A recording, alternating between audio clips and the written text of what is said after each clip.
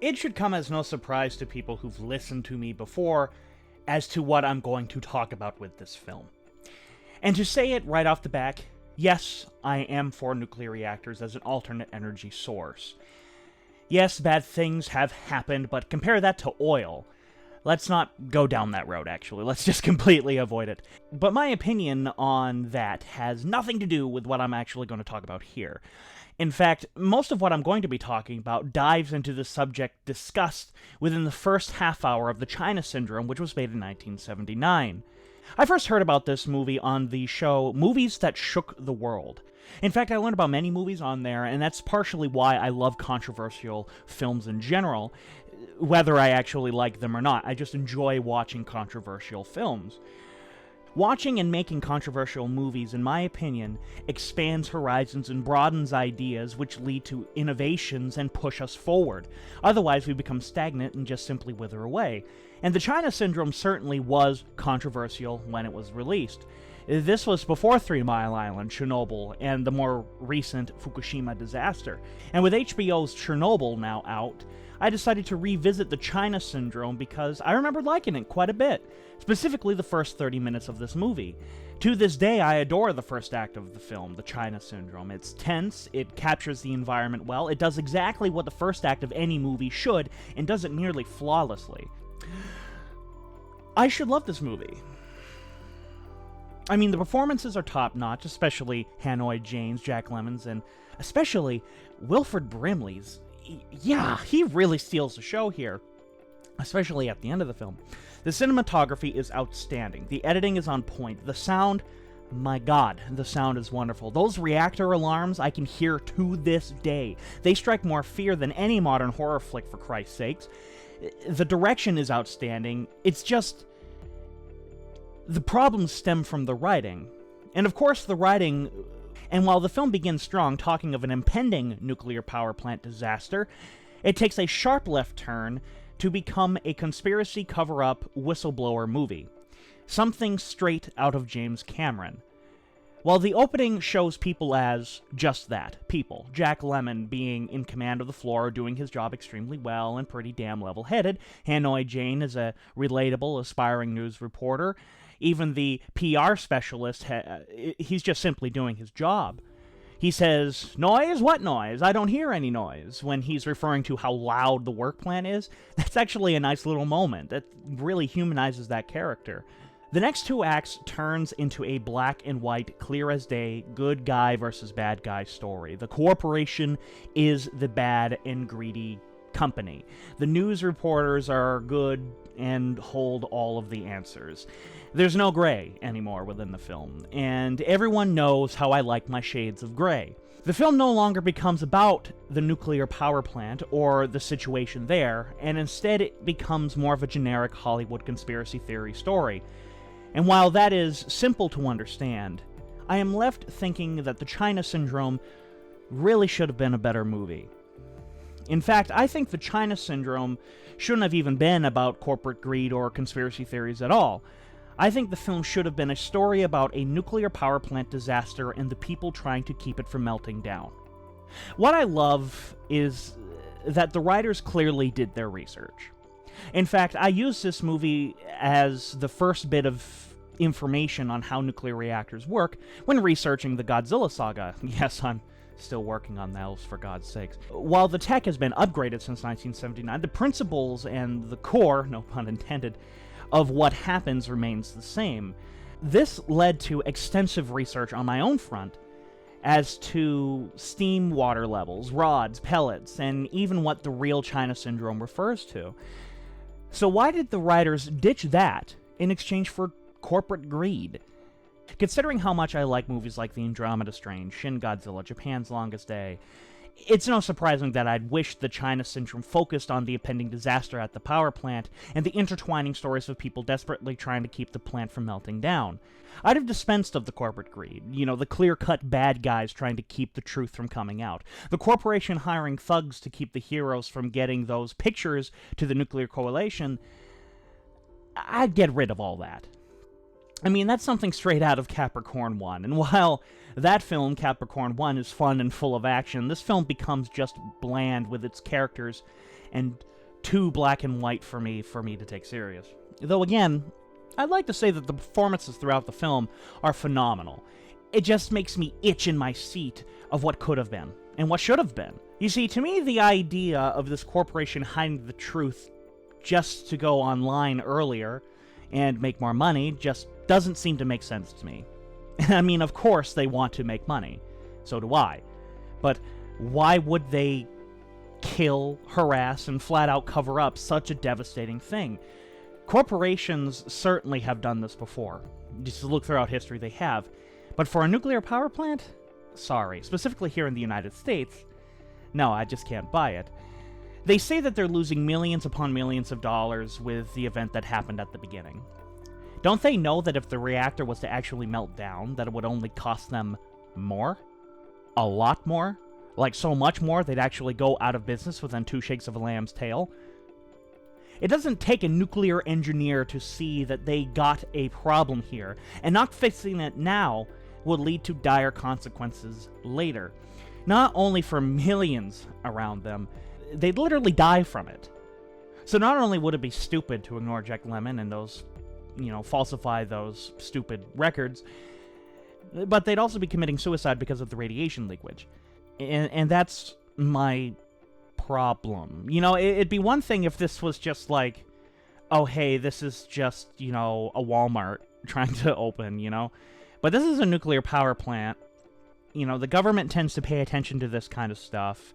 It would just make more sense for them to actually, go along with Jack Lemmon and try to figure things out instead of killing people, because they'll just be doing that later on anyways, and they'd all die. So imagine if instead of doing such a cover-up, what they try to do is keep the situation quiet, but because they don't want a panic. They bring in people to investigate, and they uncover just what is happening at the plant. It becomes a race against time, just like in the actual movie. But now, instead of it being black and white, a goose chase between the whistleblowers and the bad guys, it'd be a race against time between saving millions of people or suffering the worst nuclear disaster in history.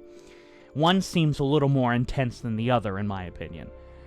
In fact, get rid of the bad guys in general. Focus your story more on the message of the movie, the dangers of nuclear power. Or maybe not the dangers of nuclear power, but the risks we all take to get the energy we need to survive. To keep in line with the film's message, make your antagonist the power plant itself. Make it just like the Andromeda Strain, where there isn't really a villain per se, but an overwhelming antagonist that is the alien virus. Here, make the overwhelming backdrop antagonist the power plant itself.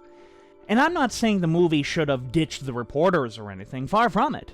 You could have multiple plots going on at once. That's one of the benefits of those kind of movies, the kind of movie that I'm talking about. Maybe they're trying to uncover what happened while Jack Lemmon and the others inside the plant are trying to race to save not only themselves, but millions of others. And as more and more goes wrong, the more and more strange things continue to pile up, and our reporters begin piecing the puzzle together. And it would fit perfectly with Hanoi Jane's character. She wants to be taken seriously and as an investigative reporter. This would be her chance. And while the film teases us with this, it never comes through except for an extremely emotional performance at the end.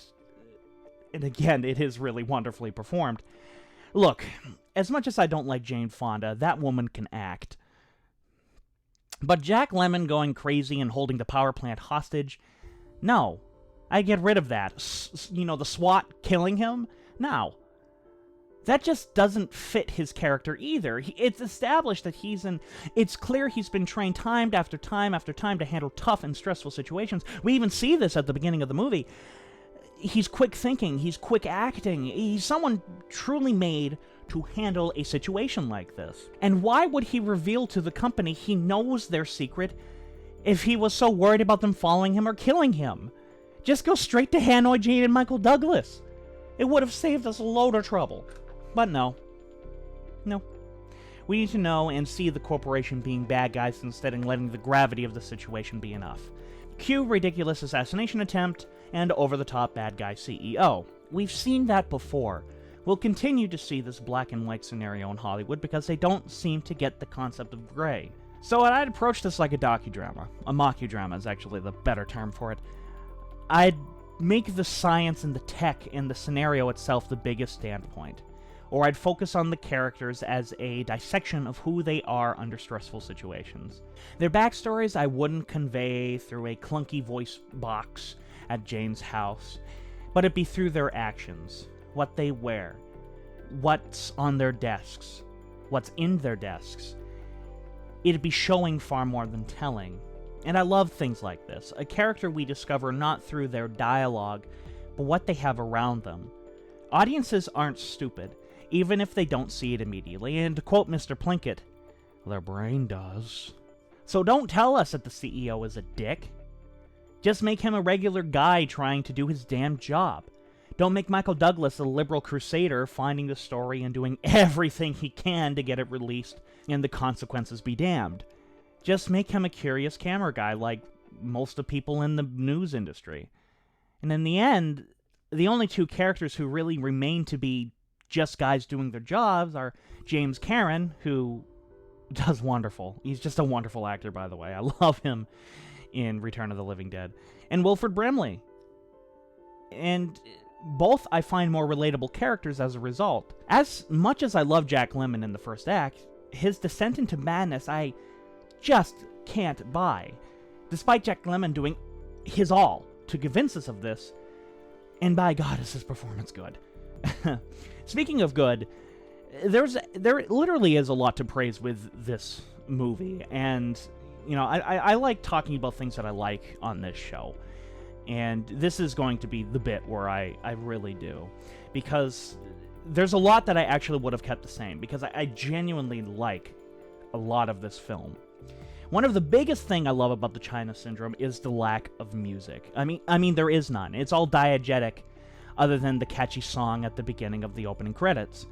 Now, I actually like this. It actually adds realism to the film. I also love when the movie ends.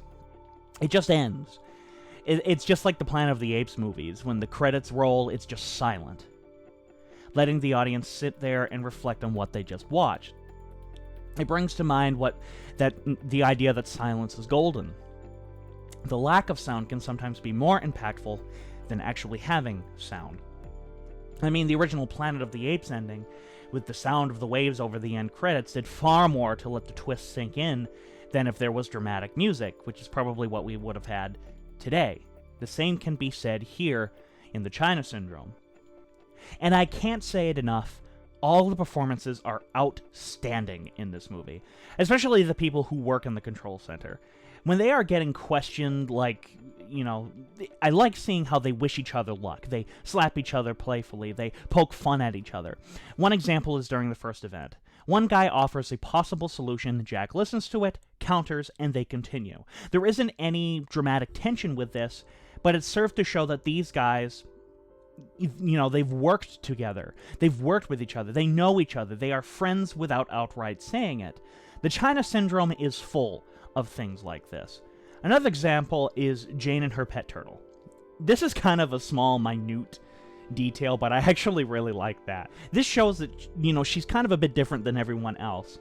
I mean, that could have easily been a cat, especially with how she holds it. But the fact that it's a turtle goes far more into giving her character than her just having a cat or her saying she's got a pet turtle.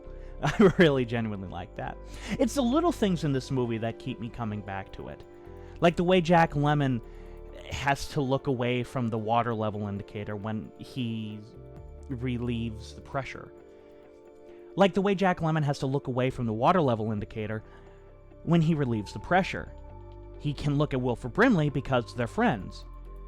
But it's like if he looks at the indicator, everything will go wrong, and he can't stand that. It's a nice little character moment, not just for Jack, but also for Wilford Brimley. And I can go on. And I genuinely mean that. I should have, could have liked it more. But oh well. It was made in 1979. Who cares? Well, clearly I do. I just spent, 14 minutes talking about it.